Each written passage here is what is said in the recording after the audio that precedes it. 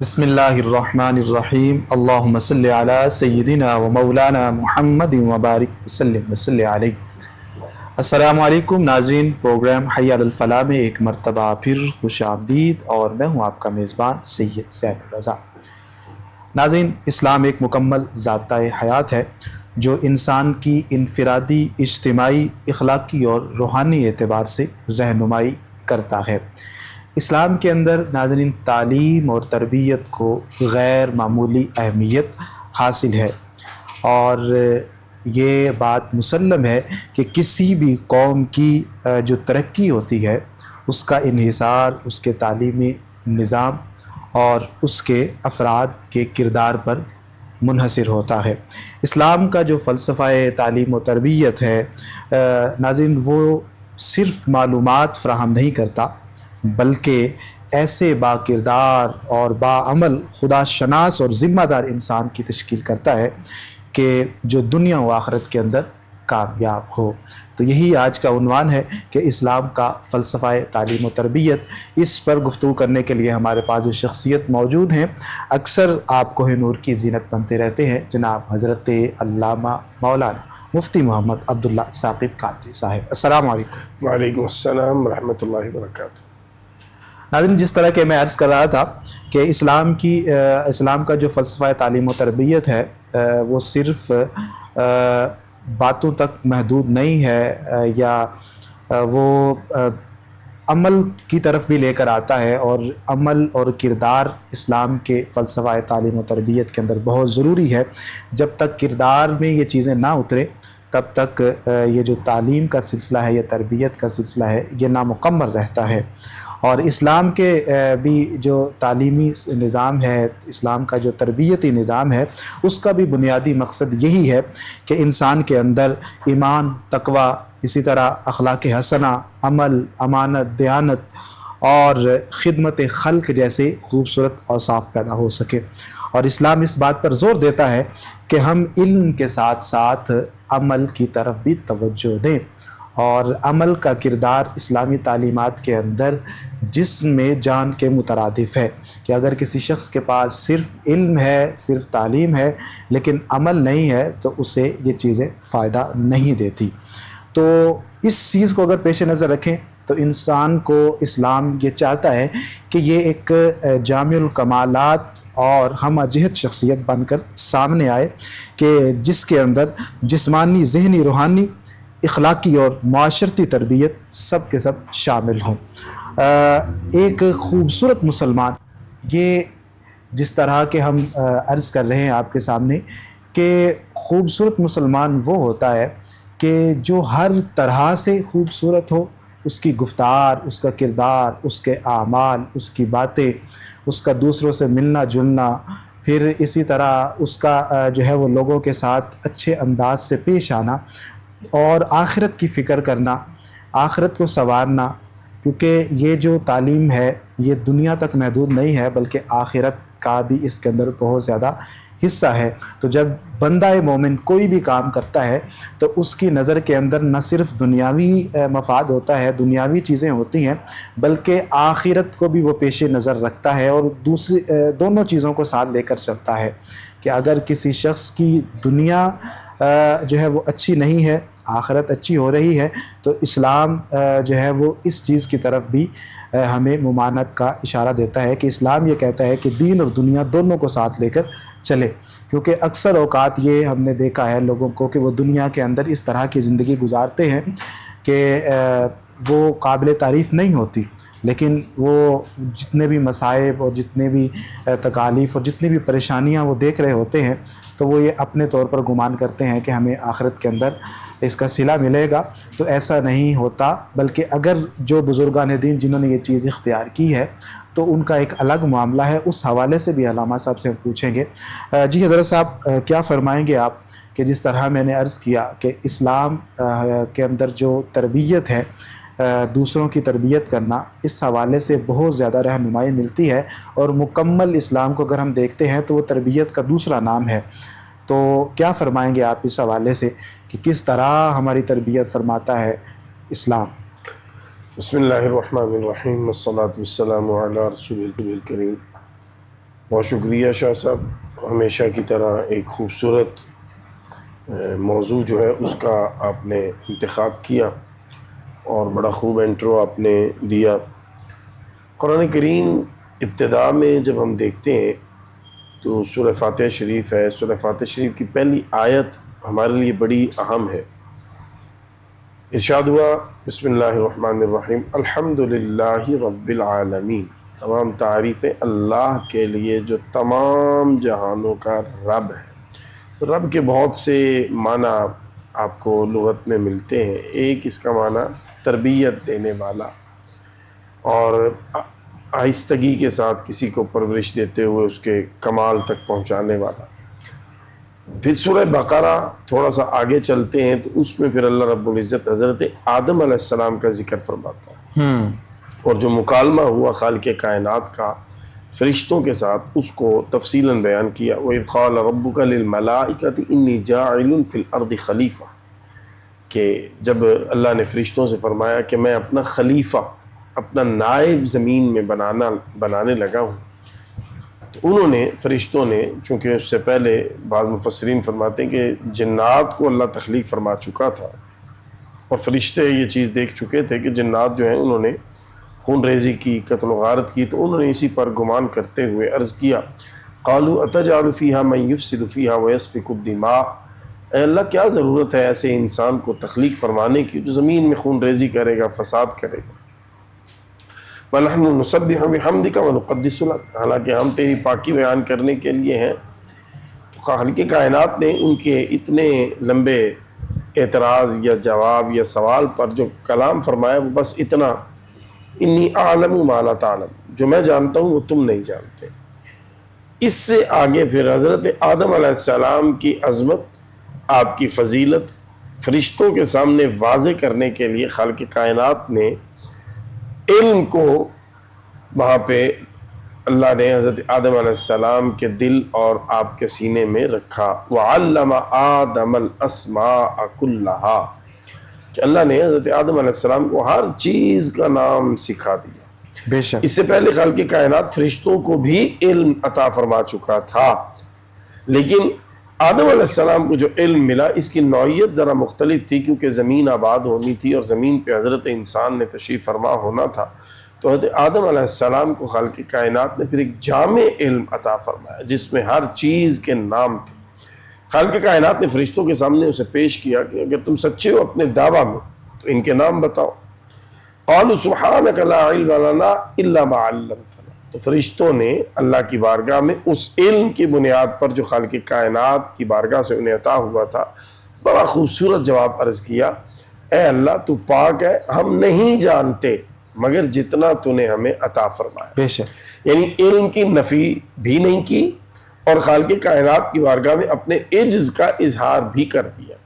پھر اللہ نے حضرت آدم علیہ السلام کو فرمایا کہ آپ ان چیزوں کے نام بتائیں۔ قال یا آدم انبئهم باسمائهم فلما انبأهم باسمائهم قال الم اقل لكم اني اعلم ما لا تعلمون، تو جب فرشتوں نے سنا حضرت آدم علیہ السلام ہر چیز کے نام بتا رہے ہیں تو پھر خالق کائنات نے فرشتوں کو مخاطب کر کے فرمایا میں نہ کہتا تھا جو میں جانتا ہوں وہ تم نہیں جانتے۔ علم کی بنیاد پر فرشتوں سے سجدہ کروایا گیا جناب آدم علیہ السلام کو، اور ابتدا میں رب یعنی تربیت، تو اللہ کی ذات سے تربیت اور علم دونوں چیزیں انسان کو ملی، اور اس کا ذریعہ اللہ نے اپنے نبی کو بنایا اور پھر نبیوں کو بنایا۔ چلتے چلتے یہ بات ہر نبی کے کردار سے ہمیں نظر آتی ہے کہ آپ اپنی امت کے لیے تعلیم و تربیت کا مرکز و محور بن کے تشریف لائیں۔ اور جب باری آئی امام الانبیاء جناب رسول اللہ صلی اللہ تعالیٰ علیہ وسلم کی، تو انسان حیران رہ جاتا ہے کہ اللہ نے کس قدر بلندی پہ فائز کیا تھا رسول رحمت صلی اللہ علیہ وسلم کو، کہ جب آپ نے اعلان نبوت فرمایا تو آپ سے دلیل مانگی گئی، اور یہ دلیل مانگنا ان کا حق تھا کیونکہ یہ بہت بڑا دعویٰ تھا رسول رحمت صلی اللہ علیہ وسلم کا۔ عرب کے خطہ میں آپ سے پہلے اس کی کوئی نظیر ہے سچ نہیں ملتی، تو جب آپ سے عرض کیا گیا کہ اس کی دلیل، تو رسول رحمت صلی اللہ علیہ وسلم نے اس موقع پر جو دلیل دی فرمایا فَقَدْ لَبِثْتُ فِيكُمْ عُمُرًا مِّن قَبْلِ، میری زندگی کے 40 برس تم میں گزرے ہیں، یہی میرے نبی ہونے کی دلیل ہے۔ کیا گویا اپنے کردار کی بنیاد پر آپ نے اپنے دعوی نبوت کی تصدیق فرمائی. اور یہ ہمارے لیے بڑا اہم ہے آج کہ ہم اپنے کردار کو بہتر کریں. اور وہ جو بات آپ نے فرمائی نا کہ علم ہے لیکن اگر اس پر عمل نہیں ہے. بالکل. تو حضرت علی المرتضیٰ کرم اللہ تعالی وجہ الکریم کا وہ ایک خطبہ میرے ذہن میں آ رہا تھا کہ جس میں آپ نے علم کی دو قسمیں بیان کی, ایک علم مطبوع ایک علم مسموع. مطبوع وہ ہے فرمایا جو تیرے کردار میں, تیری ذات میں, تیری فطرت میں رچ بس جائے. واہ. اور مسموع وہ ہے جو تو نے سنا ہے اور آگے سنا دیا ہے. فرمایا یہ فائدہ نہیں دیتا. آج یہ تو ایسے ہی ہے قبلہ کسی جانور کے اوپر کتابیں لا دی. جی بالکل ایسے. اور اس نے وہ کتابیں کسی اور مقام پر بلکہ ہمارے ہاں تو ابھی یہ ذرا تھوڑی سی جدت آئی ہے, وہ بڑا چنچی آ گیا ہے. اس سے پہلے گدھا ریڑھی ہی استعمال ہوتی تھی کتابوں کی بائنڈنگ کے لیے اور کتابوں کو ٹرانسپورٹیشن کے لیے. تو یہی ہے وہ یہی ہے آج کل, کیونکہ علم مسموع ہے, علم مطبوع نہیں ہے. ہاں بالکل. اور جب علم مطبوع ہوتا ہے تو پھر انسان جو ہے نا وہ بلندیوں کو چھوتا ہے. حضرت شیخ عبد القادر جیلانی رضی اللہ تعالیٰ کا وہ فرمان یہاں اب بڑا لطف دے گا سننے والوں کو. آپ فرماتے ہیں میں علم حاصل کرتا رہا یہاں تک کہ اللہ نے مجھے درجہ قطبیت پہ فائز. سبحان اللہ, سبحان. یعنی علم اور عمل جب یہ ملتے ہیں تو انسان پھر اپنی ترقی کی منازل کو اس تیزی کے ساتھ طے کرتا ہے کہ پھر وہاں پہنچتا ہے جہاں یہ اعلان اللہ کی بارگاہ سے حکم ہوتا ہے کہ کر دیا جائے کہ ہر ولی کی گردن پر میرا قدم. کیا بات. یہ علم اور تربیت جب ملتے ہیں, اور یہ امتزاج ہمیں رسول رحمت صلی اللہ علیہ وسلم کی مبارک جو بعثت کے مقاصد ہیں ان میں بھی نظر آتا ہے. قرآن عزیز کو آپ ایک نہیں کئی مقامات پہ پڑھتے ہیں تو حکم ہوتا ہے ربنا وابعث فیہم رسولا من انفسہم یتلو علیہم آیاتک ویعلمہم الکتاب والحکمہ ویزکی. نبی مکرم صلی اللہ علیہ وسلم کی بعثت کے مقاصد میں سے پہلا مقصد ہے آپ ان پر قرآن کی آیات تلاوت فرماتے ہیں. سبحان اللہ. دوسرا مقصد ہے آپ کا آپ انہیں تعلیم دیتے ہیں کتاب کی اور حکمت کی. بے شک. وَيُزَكِّيهِمْ اور آپ تزکیہ فرماتے ہیں. بے شک. تو یہ گویا علم کتاب و حکمت کا ہے, تزکیہ نہیں ہے, تربیت نہیں ہے. اس علم کا رنگ نہیں چڑھا آپ پر اور وہ علم آپ کے اندر رچ بس نہیں گیا.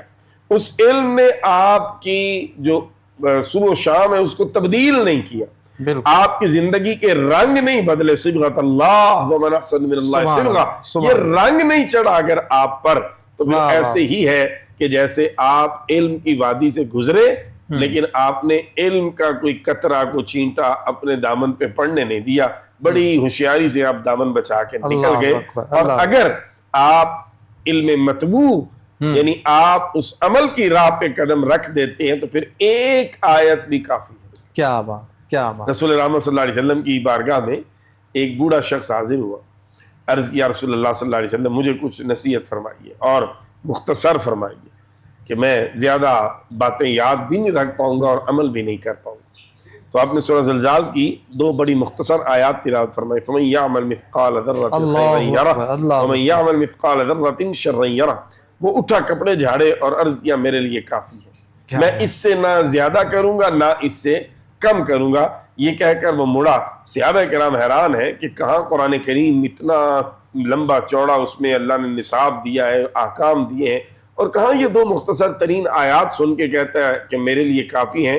رسول رحمت صلی اللہ علیہ وسلم نے اپنے غلاموں کی پریشانی بھانپتے ہوئے فرمایا یہ ٹھیک کہتا ہے, اگر یہ ان پر عمل کر لیں تو یہ واقعی اس کے لیے کافی. بے شک, بے شک. ایک آیت ہو لیکن اس پر عمل ہو یہ بہتر ہے بجائے اس کے کہ آپ کے سینے میں ساری آیات ہیں لیکن عمل ایک پر بھی. چونکہ ہمارا یہ پروگرام وظائف سے بھی ریلیٹڈ ہوتا ہے اور بعد میں لوگ ملتے ہیں تو وہ کہتے ہیں کہ فلاں کام کے لیے کیا وظیفہ پڑھا جائے, فلاں کام کے لیے. تو ایک صاحب سے بات ہوئی تو اس وقت میں نے عرض کیا, میں نے کہا جی قرآن کا ہر لفظ ہر حرف ہی شفا ہے. بے آپ ایک ہی چیز کو اگر اچھے انداز سے پڑھیں اور آپ جس مقصد کے لیے پڑھیں گے آپ کو وہ فائدہ دے گی. آپ کا جو یقین ہے, آپ کا جو ایمان ہے قرآن پر وہ کامل ہونا چاہیے. ورنہ آپ مثال کے طور پہ کچھ ایسی بھی آیات ہیں کہ جس سے لوگوں کے دلوں کے اندر آپ محبت پیدا کرنا چاہتے ہیں یا تسخیر کرنا چاہتے ہیں لوگوں کے دلوں کے, تو پڑھتے ہیں. اور کچھ ایسا ہے کہ اگر کوئی شخص برائی کی طرف راغب ہو رہا ہے تو آپ اس سے وہ چیز چھڑوانا چاہتے ہیں تو مختلف آیات بتاتے ہیں. لیکن میں نے کہا کہ اگر آپ اس نیت کے ساتھ وہ آیات پڑھ دیں کہ جن کی وجہ سے محبت پیدا ہوتی ہے, تو اگر آپ اس نیت سے پڑھ دیں تو وہ اس چیز سے اس کو نفرت بھی ہو جائے گی، کیونکہ کامل یقین ہونا چاہیے۔ اور ہمارے لیے ناظرین اس بات کو بھی پیش نظر رکھیے گا کہ قرآن کا ہر حرف مشعل راہ ہے۔ جس طرح حضرت نے یہ جو مثال ذکر کی ہے حضور صلی اللہ علیہ وسلم کی بارگاہ میں جو صحابی آئے تھے، تو آپ نے وہ جو سمندر تھا وہ کوزے میں بند کر دیا، بلکہ قطرے میں بند کر دیا، اور وہ بھی آگے سمجھدار تھے، انہوں نے اس چیز کو لے لیا۔ ایک چیز میں اور بھی آپ کے سامنے رکھنا چاہوں گا کہ جس طرف حضرت علامہ عبداللہ ثاقب قادری صاحب نے ذکر فرمایا تھا کہ حضرت آدم علیہ السلام کو سجدے کا حکم دیا گیا، تو بعض اوقات افراد یہ مغالطہ کھا جاتے ہیں کہ شاید کہ اللہ تعالیٰ نے حضرت آدم علیہ السلام کو سجدہ کروایا، تو ایسی بات نہیں ہے۔ یاد رکھیے گا کہ جس طرح کعبۃ اللہ کی طرف ہم رخ کر کے سجدہ کرتے ہیں تو وہ سجدہ اللہ ہی کو ہوتا ہے، لیکن رخ ہمارا جو ہوتا ہے وہ کعبہ شریف کی طرف ہوتا ہے۔ تو اسی طرح یہ جو واقعہ ہے یہ بھی اسی تناظر کے اندر ہے کہ حضرت آدم علیہ السلام کی جو تعظیم و توقیر کروائی گئی تو وہ جو تھا وہ رخ ان کی طرف تھا، وگرنہ وہ سجدہ جو تھا وہ اللہ جل شانہ ہی کی جانب تھا، اللہ جل شانہ ہی کے لیے تھا۔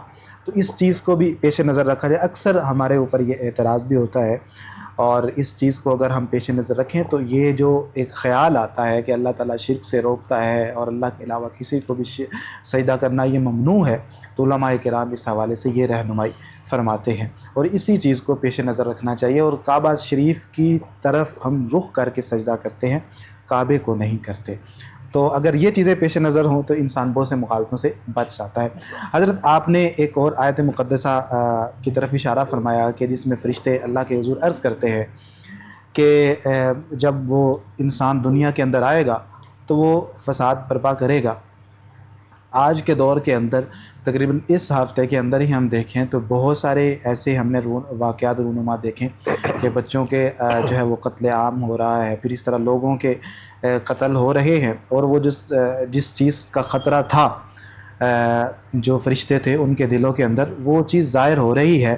حالانکہ اللہ تعالیٰ نے انسان کو اتنی عزت دی ہے کہ وہ اللہ کا خلیفہ ہے، کہ فرمایا کہ انی جاعل فی الارض خلیفہ، اللہ نے تو اس کو اپنا نائب بنایا، اس کو خلافت دی، اور اس کو دنیا کے امور کے اندر اس طرح کے رہنما بنا کر بھیجا کہ وہ جتنی باقی مخلوق ہے اس کو وہ ساتھ لے کر چلے، اور ان کے لیے بھی ترقی، ان کے لیے بھی اچھائی، ان کے لیے بھی خوبصورتی کے انتظامات کرے۔ لیکن یہاں تو انسان آج کے دور کے اندر ہم دیکھتے ہیں کہ وہ جانوروں سے بھی بدتر حرکات کرتا ہوا دکھائی دے رہا ہے۔ اس کی وجوہات اور پھر اس کا سد باب کیا ہے، قرآن و سنت کی روشنی میں بتائیے۔ کیونکہ شاہ صاحب بڑی آپ نے جو ہے نا دکھتی رگ پہ ہاتھ رکھا ہے معاشرے کی۔ جو بات ہم ابھی کر رہے تھے وہ تھی کہ تعلیم و تربیت یہ اسلام کا ایک وہ جامع نظام ہے، اس جامع نظام سے ہم نے روگردانی کی۔ آج اپنے معاشرے میں آپ دیکھیں کوئی اسکول، کوئی مدرسہ، کوئی ایسی جگہ جہاں بچے تعلیم حاصل کر رہے ہیں، تو کیا ان کی تربیت پہ اتنی ہی توجہ اور اتنا ہی فوکس ہے؟ تو جواب ہے نہیں ہے۔ دیکھیے نا، تعلیم سرکار نے جس طرح پوری مسلم امہ کو ایک جسم کے ساتھ تشبیہ دی ہے اور فرمایا کہ اگر ایک حصے کو تکلیف پہنچے تو پورا جسم محسوس کرتا ہے، لیکن وہ تو چیز ہی نظر نہیں آتی۔ وہ مسلمان تو تیار ہوگا نا کہ جب آپ اس کو رسول اکرم صلی اللہ علیہ وسلم کی تعلیمات اور آپ کی سیرت مطہرہ کے سانچے میں ڈھالنے کی کوشش کریں گے، اور جب انسان اس مرحلے میں آیا ہی نہیں، اس سفر کا اس نے آغاز ہی نہیں کیا، نہ وہ اسلام کی تعلیمات سے پوری طرح واقف ہے، نہ وہ رسول اکرم صلی اللہ تعالیٰ علیہ وسلم کے اسوہ حسنہ کو اپنانے کی کوشش اور جستجو میں ہے۔ کتنے فیصد مسلمان ہیں جنہوں نے سیرت نبوی صلی اللہ تعالیٰ علیہ وسلم کا کسی بھی درجہ میں مطالعہ کیا؟ آج کل تو سننے کا ٹائم بھی نہیں ہے ہمارے پاس، پڑھنا تو بہت دور رہ گیا۔ آپ جب اپنے آپ کو اتنا ڈسٹینس کر لیں گے، اتنا دور کر لیں گے اللہ کے قرآن سے، رسول اکرم صلی اللہ تعالیٰ علیہ وسلم کی تعلیمات سے، تو پھر آپ درندگی کی طرف جائیں گے ہی جائیں گے۔ درندگی اور انسانیت میں جو فرق ہے نا، وہ صرف اور صرف رسول اکرم صلی اللہ تعالیٰ علیہ وسلم کی محبت اور آپ کی تعلیمات پہ عمل ہے۔ قُلْ إِن كُنتُمْ تُحِبُّونَ اللَّهَ فَاتَّبِعُونِي يُحْبِبْكُمُ اللَّهُ وَيَغْفِرْ لَكُمْ ذُنُوبَكُمْ وَاللَّهُ غَفُورٌ رَحِيمٌ۔ قیامت تک کے لیے راہ نجات صرف ایک ہے، وہ اتباع رسول صلی اللہ تعالیٰ علیہ وسلم ہے۔ جب اتباع رسول پہ آپ قدم رکھتے ہیں اپنے، تو پھر اللہ تعالیٰ فرماتا ہے وَيَغْفِرْ لَكُمْ ذُنُوبَكُمْ، اللہ تیری ماضی کی ساری خطاؤں کو معاف فرما دیتا ہے۔ کیا بات! اصل میں جو کمزوری ہے شاہ جی اس وقت وہ یہ ہے کہ ہمارا معاشرہ جو ہے وہ اس وقت، وہ کہتے ہیں نا آدھا تیتر آدھا بٹیر، اب یہ وہ چیز بھی نہیں رہی۔ اس وقت ہم کاپی کرنا چاہ رہے ہیں یورپ کو، اور یہ ہم سے مراد یہ ہے کہ ہمارا ہر طبقہ اس میں انکلوڈ ہے، ہمارے حکمران طبقہ، ہمارے اشرافیہ، یہ سارے یہ آئیڈیلائز کر رہے ہیں یورپ کو، اور یہ اپنے ملک میں نظام لانا چاہتے ہیں یورپ کا۔ جب آپ یورپ کا نظام لانا چاہتے ہیں تو پھر لا محالہ یورپ نے جو اس میں بھگتا ہے وہ آپ کو بھی بھگتنا پڑے گا۔ اسلام کی مخالفت یہاں ہر بندہ کر رہا ہے، اسلامی نظام کی مخالفت یہاں ہر بندہ کر رہا ہے۔ کچھ دن پہلے ایک پروگرام میں اسی ٹاپک پہ بات ہو رہی تھی، ایک کیس کو لے کے، تو وہاں جو سو کالڈ اپنے آپ کو لبرلز کہتے ہیں ان کی نمائندگی کرتے ہوئے ایک محترمہ فرمانے لگی کہ سر عام جو سزا ہے یہ نہیں ہونی چاہیے۔ تو جب آپ سر عام سزائیں نہیں ہونے دیں گے، جب آپ اسلامی سزاؤں کو ظالمانہ سزائیں قرار دیں گے، جب آپ اللہ کے نظام کو ماننے سے انکاری ہوں گے، تو پھر ظاہر ہے معاشرے میں آپ کو امن نہیں ملے گا، معاشرے میں آپ کو سکون نہیں ملے گا، معاشرے میں آپ کو انسانی رویے پنپتے ہوئے نہیں ملیں گے۔ آپ کو اگر اپنے معاشرے کو امن کی طرف لانا ہے تو پھر رسول اکرم صلی اللہ تعالی علیہ وسلم کی تعلیمات کی روشنی میں اس معاشرے کی اثر نو تشکیل کرنی ہے۔ بے شک آپ رسول اکرم صلی اللہ علیہ وسلم کی بعثت سے پہلے کے حالات دیکھیں، آج کے حالات بہت خراب ہیں، لیکن شاہ جی کیا اتنے بگڑ گئے ہیں جتنے حضور صلی اللہ علیہ وسلم کی تشریف آوری سے پہلے بگڑے ہوئے تھے؟ یعنی بیت اللہ شریف میں لوگ بت رکھ کے اللہ کی عبادت کرنے کی بجائے بتوں کو سجدے کر رہے ہیں۔ اب جو انسان کے اندر کا بت ہے اب وہ اس کو پوچھتا ہے، جو اس نے اپنے دل کے اندر جو بت بنایا ہے اپنی انا کا، اب انسان اس کو پوچھ رہا ہے کہ اللہ، لیکن وہ حالات دیکھیں نا کہ جس میں انسانیت تو ہے ہی نہیں۔ ایک باپ اپنی بیٹی کو زندہ دفن کر رہا ہے، عورت کو پاؤں کی جوتی سمجھا جا رہا ہے، طاقت کا قانون ہے، کوئی وہاں پہ انصاف، کوئی اس طرح کی انسانی رویے کچھ بھی نظر نہیں آتا۔ رسول رحمت صلی اللہ تعالی علیہ وسلم نے صرف 23 برس کے ظاہراً قلیل عرصہ میں انقلاب برپا کر دیا، اور اسی معاشرے میں بیٹیوں کو رحمت سمجھ کے سینے سے لگایا گیا۔ اسی معاشرے میں ایک بیٹی جناب سیدہ زہرا پاک کو تمام جنتی عورتوں کی سرداری یہ عطا ہوتی ہمیں نظر آتی ہے۔ اسی معاشرے میں عزت مآب عفت مآب خواتین کو امہات المؤمنین و ازواجہ امہاتہم کا ٹائٹل دیا جا رہا ہے۔ اسی معاشرے میں بیوی کو شوہر کے ایمان کی ضمانت قرار دیا جا رہا ہے۔ اسی معاشرے میں ماں کے پاؤں کے نیچے جنت۔ یہ سارا انقلاب آیا، لیکن یہ آیا کب؟ جب حضور صلی اللہ علیہ وسلم نے تربیت سے ایک جماعت تیار کی جسے جماعت صحابہ کہتے ہیں۔ سبحان اللہ۔ صحابہ کرام علیہم الرضوان نے حضور صلی اللہ علیہ وسلم کسی کی تربیت کو جب اپنے عمل کے ذریعے دنیا کو دیا تو پھر ایک انقلاب آیا۔ آج ضرورت اس امر کی ہے کہ ہم تعلیم سے آگے بڑھیں، تربیت کی طرف جائیں، رسول رحمت صلی اللہ تعالی علیہ وسلم کے کردار اور سیرت۔ میں عرض کروں کہ حضرت غالباً امام زین العابدین رضی اللہ تعالیٰ عنہ کے میں پڑھ رہا تھا، آپ فرماتے ہیں کہ ہمیں حضور صلی اللہ علیہ وسلم کے غزوات ایسے پڑھائے جاتے تھے جیسے قرآن کریم کی آیات۔ اللہ اکبر۔ یعنی یہ پیرل ان کی اہمیت تھی، تاکہ بچوں کے اندر قرآن کریم پڑھ کر جہاں اللہ کی اطاعت، رسول رحمت صلی اللہ علیہ وسلم کے اسوہ حسنہ پہ عمل، جہاں اخلاقیات، جہاں معاشرت، یہ چیزیں آئیں، وہاں ان میں جرت، شجاعت اور اللہ کے نبی صلی اللہ تعالی علیہ وسلم کے دین کی سربلندی کے لیے مردانہ وار لڑتے ہوئے اپنی جانیں قربان کرنے کا حوصلہ بھی پروان چڑھے، اور ان میں بہادری کا ایک پہلو جو ہے وہ بھی نمایاں ہو۔ تو یہ ایک مکمل پیکیج ہے۔ اختصار کے ساتھ اگر میں عرض کروں تاکہ لوگوں کو سمجھنے میں آسانی ہو جائے، تو جس خرابی، جس برائی کی طرف آپ نے اشارہ کیا، اس کا حل صرف ایک ہے، اور وہ ہے کہ پوری طرح سے آمنوا ادخلوا فی السلم کافہ ولا تتبعوا خطوات الشیطان انہ لکم عدو مبین، کہ پوری طرح اسلام کو اپنے اوپر نافذ کر لیا جائے۔ میں اپنے اوپر نافذ کروں، پھر اپنے گھر کے اوپر نافذ کروں، اسی طرح جو حاکم وقت ہے وہ پورے ملک اور پورے معاشرے پہ اس کو نافذ کرے۔ لیکن شاہ جی میں بڑے ادب کے ساتھ ایک جملہ عرض کر کے بات مکمل کرتا ہوں، یہ مخالفت کیوں ہوتی ہے؟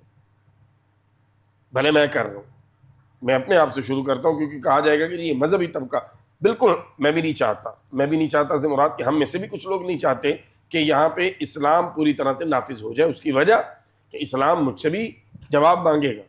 ایک عام اٹھ کے بندہ مجھ سے سوال کرے گا، جواب لے گا، میں جواب دینے کا پابند ہوں گا. ہم سب اس کی مخالفت اس لیے کرتے ہیں کہ ان برائیوں میں کہیں نہ کہیں ڈانڈے بانڈے ہم سے آ کے جڑتے ہیں، اور ہم یہ نہیں چاہتے کہ ہمارا کوئی عزیز، کوئی اپنا کچھ بیٹا، کو بھتیجا، کو بھانجا، وہ اسلام کے اس نظام کے تحت سرعام سزا کے زمرے میں آ جائے. لہٰذا ہم اپنے آپ کو بچانے کے لیے معاشرے کو تباہی کی دلدل میں دھکیل رہے ہیں اور معاشرے کو تباہ ہوتا ہوا دیکھ رہے ہیں. بڑا اہم آپ نے حضرت پوائنٹ اٹھایا ہے. اچھا حضرت، ہر بندہ یہ بات کرتا ہے کہ حضور کی سیرت طیبہ کے پیش نظر ہماری تربیت ہونی چاہیے، ہمیں تعلیم ملنی چاہیے، لیکن وہ جو خصوصیات تھی حضور صلی اللہ علیہ وسلم کی تربیت کی، آپ کس انداز میں تربیت فرمایا کرتے تھے، پھر آپ نے جب تربیت فرمائی تو کن مواقع پر کیا ارشاد فرمایا. ظاہری بات ہے ایک مبلغ اور ایک معلم کے اندر یہ خصوصیات ہوتی ہیں کہ وہ جب حالات کو دیکھتا ہے اور جب وقت کی نزاکت کو دیکھتا ہے تو پھر وہ اس حساب سے فیصلہ کرتا ہے اور اس حساب سے تعلیم ارشاد فرماتا ہے. نبی کریم صلی اللہ علیہ وسلم چونکہ معلم کائنات ہیں تو حضور سرور کائنات تو ان باریکیوں کو بڑی اچھی طرح سمجھتے تھے اور پھر ان چیزوں کو ڈیلیور بھی کیا کرتے تھے. جتنے اصول قرآن مجید سر اس آیت کا ترجمہ پیش نظر رکھیں، یہ بڑی ضرورت ہے اس چیز کی. میں وہی عرض کروں کہ جتنی آیات آپ کو ملیں گی اس سے متعلق، یعنی وَلَا تَسُبُّوا الَّذِينَ يَدْعُونَ مِن دُونِ اللَّهِ فَيَسُبُّوا اللَّهَ عَدْوًا بِغَيْرِ عِلْمٍ. اللہ فرماتا ہے کہ کسی کے جھوٹے خدا کو بھی برا نہ کہو، وہ اپنی کم علمی کی وجہ سے تمہارے سچے خدا کو پلٹ کے برا نہ کہے. اسی طرح ادعو الی سبیل ربک بالحکمہ، اللہ تعالیٰ حکم دیتا ہے کہ آپ اللہ کے راستے کی طرف بلائیں حکمت کے ساتھ. کیا بات. والموعظۃ الحسنہ، اور خوبصورت گفتگو کے ساتھ، احسن گفتگو کے ساتھ. وجادلہم باللتی ہی احسن، اور اگر مجادلہ کرنا پڑے، مکالمہ کرنا پڑے، مباحثہ کرنا پڑے تو فرمایا اس میں بھی تمہارا انداز دلیل کے ساتھ احسن ہونا چاہیے. گالم گلوچ اور اس طرح بلو دا بیلٹ آپ کو نہیں. سر یہ تو آج کے معاشرے کا یہ مسئلہ ہے کہ ہر طرف یہ چیز نظر آتی ہے. اس کی وجہ ہے کہ جب آپ کے پاس دلیل کمزور پڑ جاتی ہے تو پھر آپ کا جو کہہ لیں زبان ہے نا وہ لڑکھڑانا شروع ہو جاتی ہے، اور پھر آپ جس طرح شیخ سعدی نے کہا تھا کہ جب انسان مایوس ہو جاتا ہے تو پھر اس کی زبان لمبی ہو جاتی ہے. دلیل آپ کے پاس ہوتی ہے شاہ جی تو پھر مسکراتے مسکراتے انسان بڑے مشکل مسئلے بھی حل کر لیتا ہے. اور ہم نے کئی مرتبہ زندگی میں اس کو دیکھا ہے، ایکسپیرینس کیا ہے کہ دلیل کی طاقت جو ہے نا وہ بہرحال آپ کے آواز کے اونچا ہونے، آپ کے لہجے کے سخت ہونے اور آپ کے الفاظ کے سخت ہونے سے کئی لاکھ گنا زیادہ طاقتور ہوتی ہے. آپ دھیما بولیں لیکن آپ کی دلیل ایسی ہو کہ اگلا بندہ جو ہے فَبُهِتَ الَّذِي كَفَرَ، اگلے کے ہوش اڑا دے کہ یہ اس نے بات کہاں سے کر دی ہے. اچھا میں عرض یہ کر رہا تھا کہ رسول رحمت صلی اللہ علیہ وسلم سب سے بڑے ماہر نفسیات ہیں. بے شک. یعنی ایک ہی سوال آپ کی بارگاہ میں مختلف لوگ کرتے ہیں تو جواب مختلف ملتا ہے. سبحان. یعنی اگلے بندے کی نفسیات، اگلے بندے کا ظاہر و باطن دیکھتے ہوئے رسول رحمت صلی اللہ علیہ وسلم جو اس کے لیے مناسب خیال فرماتے ہیں آپ اس کو وہ حکم جاری فرماتے ہیں. سوال ایک ہے، بندے مختلف ہیں، جواب مختلف ہے. کسی کو حضور نے بھی تو فرمایا نا کہ لوگوں کی عقلوں کے حساب سے ان کے ساتھ کلام کرو کہ جتنا اس کا ظرف ہے آپ اس کے حساب سے ہی اس کے ساتھ کلام کریں. ایک صحابی کے بارے میں آتا ہے نا، وہ فرماتے ہیں میں نماز میں ایک صحابی دوسرے نے چھینک مار دی تو مجھے ابھی مسائل کا اتنا نہیں پتا تو میں نے نماز میں کہہ دیا یرحمک اللہ. تو باقی صحابہ جو تھے انہوں نے مجھے یعنی خاموش کروانے کی کوشش کی تو میں نے ان سے پوچھ لیا کہ کیا ہوا، تو وہ انہوں نے اپنی ران پہ ہاتھ مارا تو مجھے سمجھ آئی مجھے خاموش کروانا چاہتے ہیں. خیر نماز مکمل ہوئی تو رسول رحمت صلی اللہ علیہ وسلم نے مجھے طلب فرما لیا. فرماتے ہیں میں نے ایسا استاد، ایسا سکھانے والا، ایسا مربی، ایسا میں نے نہیں دیکھا. فرماتے ہیں نہ مجھے ڈانٹا، نہ مجھے کوئی جھاڑا، نہ مجھے کچھ سخت لفظ بولے، بلکہ آپ نے بس اتنا فرمایا کہ بھئی نماز میں صرف اللہ کی تسبیح ہوتی ہے، اللہ کا ذکر ہوتا ہے، کیا کوئی بات نہیں ہوتی. اسی طرح رسول رحمت صلی اللہ علیہ وسلم کے ساتھ ایک صحابی کو آپ نے سواری پہ بٹھایا تو سواری پہ دوران سفر آپ نے ان سے گفتگو فرمائی اور انہیں اللہ کی توحید اور آخرت اور پھر زندگی گزارنے کے اصول بتا دیے. کھانا کھاتے ہوئے آپ کے ساتھ ایک بچہ کہتا ہے میں کھانا کھا رہا تھا تو میرا ہاتھ برتن میں دائیں بائیں گھوم رہا تھا تو رسول رحمت صلی اللہ علیہ وسلم نے فرمایا بیٹا بسم اللہ پڑھ کے کھانا شروع کرو اور اپنے سامنے سے کھانا کھاؤ. یعنی سفر میں آپ استعمال کریں اس موقع کو، آپ اپنے ساتھیوں کو نصیحت کریں، آپ انہیں سمجھائیں، وہ آپ کی بات اس وقت سنیں گے. کھانا کھاتے ہوئے آپ لوگوں کی اصلاح کر سکتے ہیں، اس وقت وہ آپ کی بات سنیں گے اور اس کا اثر قبول کریں گے۔ کوئی غلطی کرتا ہے تو اس محبت، اس شفقت کے ساتھ ان کی رہنمائی فرمائیں کہ جس میں ان کو اپنی انسلٹ محسوس نہ ہو، ان کی عزت نفس مجروح نہ ہو۔ بحیثیت استاد شاہ صاحب میں سمجھتا ہوں کہ بہت سی چیزیں ہم بھی زندگی میں سیکھ رہے ہیں۔ 25 سال ہو گئے مجھے پڑھاتے ہوئے، لیکن میں ابھی آج بھی اگر دیکھتا ہوں تو میں سمجھتا ہوں کہ رسول رحمت صلی اللہ علیہ وسلم کی سیرت مطہرہ کی روشنی میں شاید میں ابھی زیرو پہ کھڑا ہوں۔ میں ابھی شاید استاذ کہلانے کا حقدار نہیں ہوں، کیونکہ میرے اندر وہ تحمل، وہ صبر، وہ بردباری، وہ کہنے کے طلباء پہ شفقت، وہ ہمدردی، وہ جذبہ میرے میں ابھی نہیں ہے جو رسول اکرم صلی اللہ علیہ وسلم کی اسوہ حسنہ۔ یعنی حضرت انس بن مالک رضی اللہ تعالیٰ عنہ کا یہ قول تو میں سمجھتا ہوں ہماری آنکھیں کھولنے کے لیے کافی ہے۔ آپ نے فرمایا کہ 10 برس میں نے رسول رحمت صلی اللہ علیہ وسلم کی خدمت کی، اور میں بچپن کی عمر میں تھا، لاپرواہی بھی کرتا تھا، نقصان بھی کرتا تھا، اور مجھ سے بہت سی غلطیاں ہوتی تھیں، لیکن فرماتے ہیں کبھی کمال شفقت ہے میرے کریم آقا صلی اللہ علیہ وسلم کی، کبھی نہ مجھے ڈانٹا، نہ مجھے مارا، نہ مجھے کچھ کہا۔ 10 برس شاہ جی، یہ 10 گھنٹے ہم سے نہیں نکلیں گے، ہم سے 10 منٹ نہیں نکلیں گے، یہاں 10 برس کا ایک لمبا عرصہ ہے، اور رسول رحمت صلی اللہ علیہ وسلم کے مزاج میں وہی شفقت ہے، وہی۔ اچھا قبلہ، اس کے اندر ایک چیز بڑی خوبصورت ہے جو ہم دیکھتے ہیں کہ اگر صاحب کردار شخص ہو، جس کے پاس اگر والدین ہیں یا اساتذہ ہیں، جس کے پاس بچہ رہتا ہے، تو وہ خود اگر صاحب کردار ہو تو شاید زبان سے کہنے کی ضرورت نہیں پڑتی۔ مثال کے طور پہ حضور سرور انبیاء صلی اللہ علیہ وسلم کی جو ذات بابرکت ہے، وہ ایک مثالی نمونہ ہے پوری کائنات کے لیے، تو ان کا جو طرز حیات ہے یا ان کی جو طرز زندگی ہے وہ کمال کا تھا، اور حضرت انس بن مالک کی دیکھ دیکھ کر تربیت ہو رہی تھی۔ ایک بڑے عظیم پروفیسر ہیں لاہور کے ساتھ ان کا تعلق ہے، اور پنجاب یونیورسٹی کے اندر پڑھاتے رہے، اور دین کے ساتھ ان کو بڑا شغف ہے۔ تو وہ ان سے میں نے سنا کہتے ہیں کہ میں بے نمازی تھا، نماز کی طرف میری جو ہے وہ رغبت نہیں تھی۔ تو کہتے ہیں کہ مجھے جو شوق پیدا ہوا وہ ایسے کہ ہمارے محلے کے اندر ایک صاحب تھے، دیندار تھے، اور بڑی اچھی گفتگو فرمایا کرتے تھے، تو ہم ان سے باتیں سیکھنے کے لیے یا گپ شپ لگانے کے لیے چلے جایا کرتے تھے۔ ان کے پاس نوجوان بھی بیٹھتے، بوڑھے بھی۔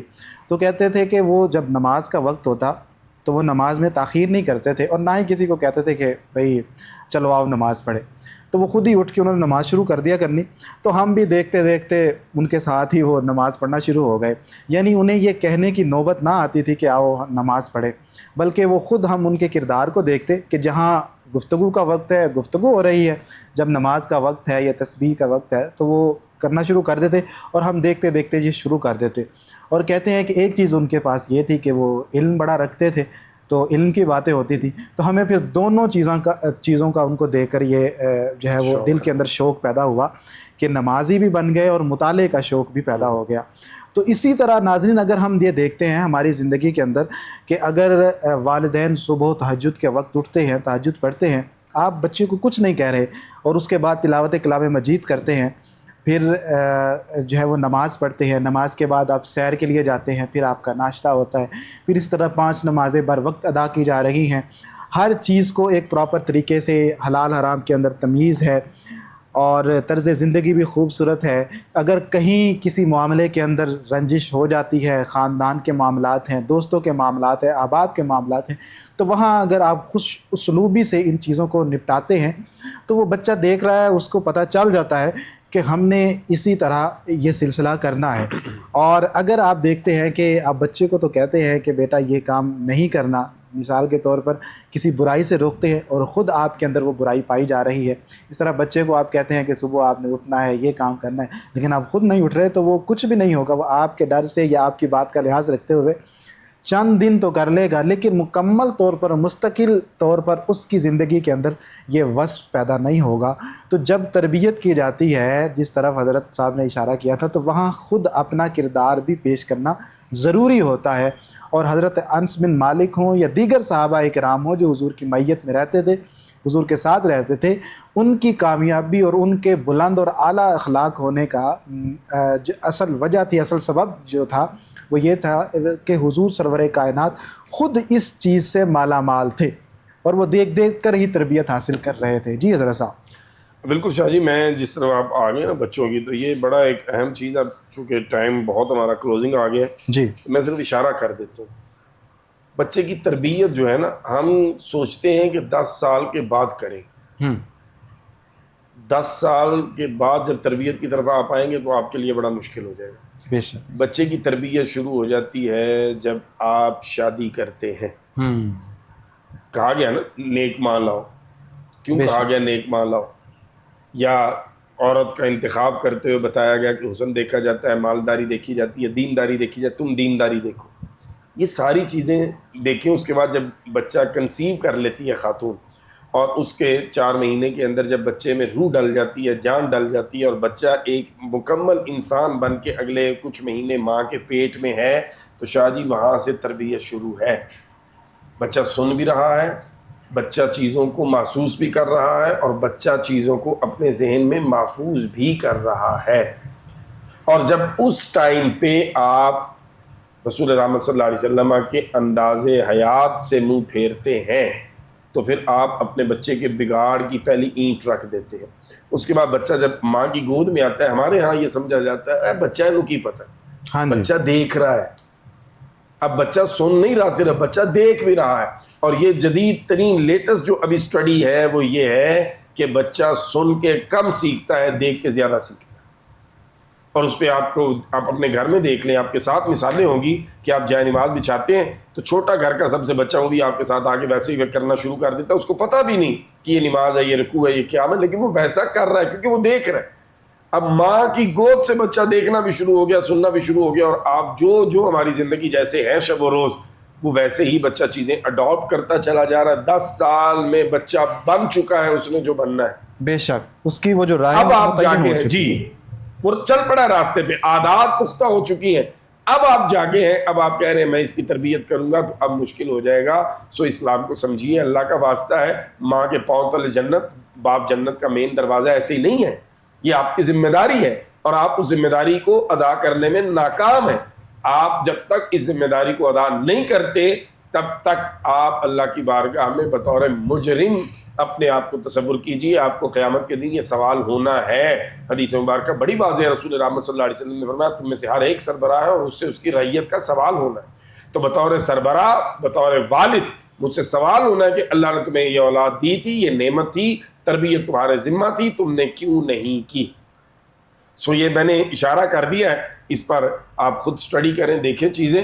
تو اپنے بچوں کو بگاڑنے میں ہم بہت پہلے سے اپنا کردار ادا کر لیتے ہیں. اپنے بچوں کی عادات اور حرکات پہ اگر آپ صرف غور کر لیں نا، جو والدین سن رہے ہیں، چھوٹے بچوں کی صرف آپ حرکتیں نوٹ کر لیں تو اپنے ذہن پہ زور ڈالیں، آپ کو سمجھ آ جائے کہ یہ کام تو ہم کرتے رہے جو بچہ کر رہے ہیں. بچے کو نہیں پتا یہ کام کیا ہے، وہ اس چیز کو صرف فالو کرنے کی کوشش کر رہا ہے. تو آپ کو سمجھ آ جائے گی کہ بچے کے ساتھ آپ نے کس قدر ظلم کر دیا ہے.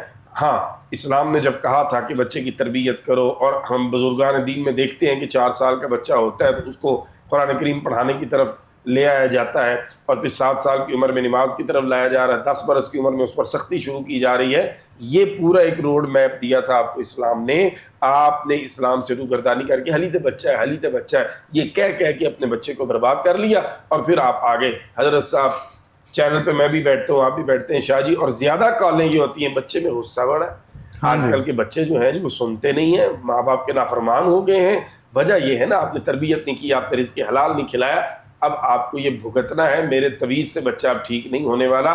آپ کی توبہ درکار ہے، اللہ کی بارگاہ میں صدق کے دل سے معافی یہ اب آپ کو چاہیے، اور اللہ معاف فرما کے ان کے دل بدل دے تو بدل دے. اب یہ وظیفوں سے بات آگے بڑھ چکی ہے، اور قصوروار کوئی اور نہیں ہے، فقط آپ ہیں کہ آپ نے اتنی بڑی نعمت کی قدر نہیں کی اور اسے ضائع کر دیا. بے شک بے شک، بڑے خوبصورت آپ نے حضرت نکات اٹھائے اور یہ چیزیں ہمارے سامنے رکھی کہ اس تربیت کے معاملے کے اندر اسلام کس قدر زور دیتا ہے اور کس قدر یہ چیز حساس ہے. کیونکہ یہ بھی ایک چیز ہے کہ جب ہم ذکر کر رہے تھے، علامہ صاحب آپ بھی جب بات کر رہے تھے کہ والدین جو ہیں وہ خود اپنے کردار کو جب خوبصورت رکھیں گے تو بچے جو ہیں وہ اچھے بنیں گے.